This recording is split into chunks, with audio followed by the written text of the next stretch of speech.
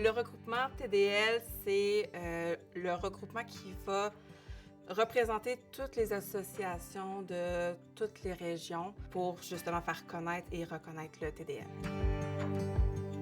Avant tout, c'est un trouble de langage. C'est neurologique. Ça va toucher toutes les sphères de niveau de la compréhension, de l'expression. Ça peut être autant de formuler des phrases, comprendre des phrases, formuler des sons, comprendre certains sons. Ça va aussi affecter les sphères plus des fonctions exécutives. Donc, autant la mémoire, que ça peut être l'autonomie, la motricité. Une personne qui a un TDL va avoir beaucoup de difficultés à se trouver un emploi parce que la première étape, c'est l'entrevue.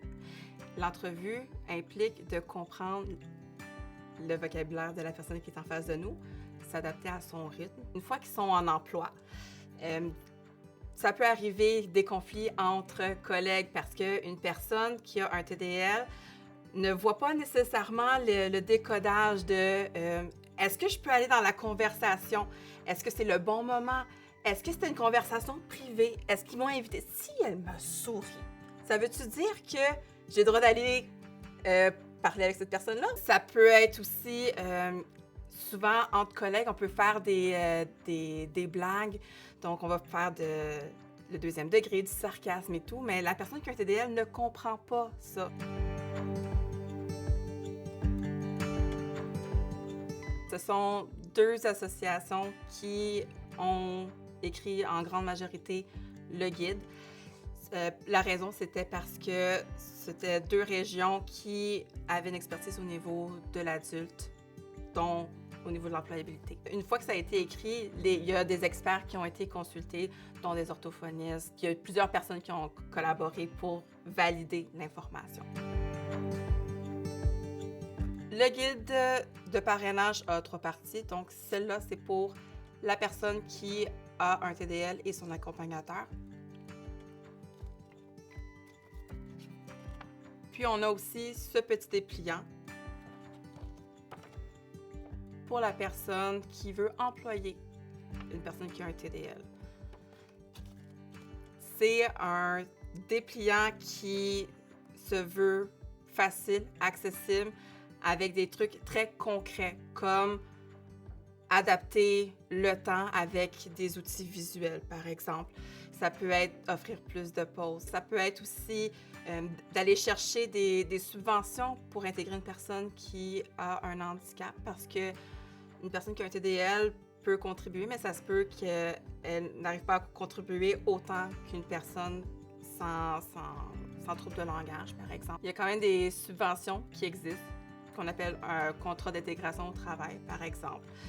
Donc, c'est abordé dans le dépliant, comme d'autres outils aussi qu'on peut mettre en place, qui aller voir quand c'est plus problématique, par exemple.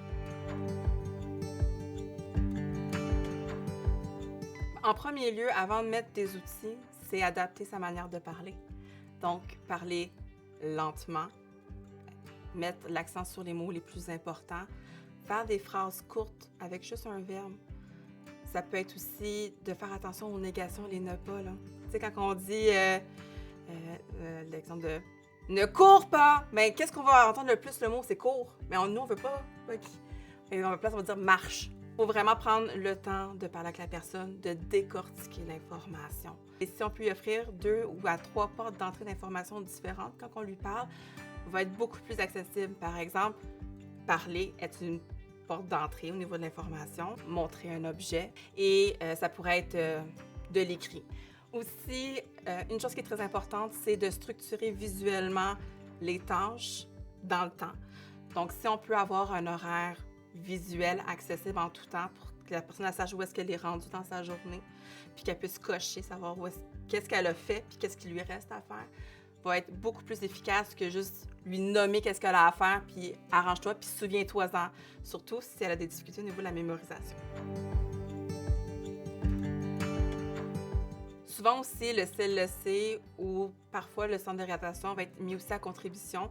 C'est surtout pour aider par rapport à la régulation des émotions, plus le savoir-être, quand c'est problématique, quand il y a des conflits entre collègues, par exemple. On peut retrouver le guide dans les CMO. On peut aussi le retrouver sur le site du RTDLQ et dans les organismes des régions dédiés au TDL. Pour un employeur, qu'est-ce qui pourrait être vraiment intéressant, c'est de passer au-delà de l'entrevue, pas se fier juste à comment elle se présente, comment elle répond, parce que ça ne veut pas dire qu'elle n'a pas les compétences.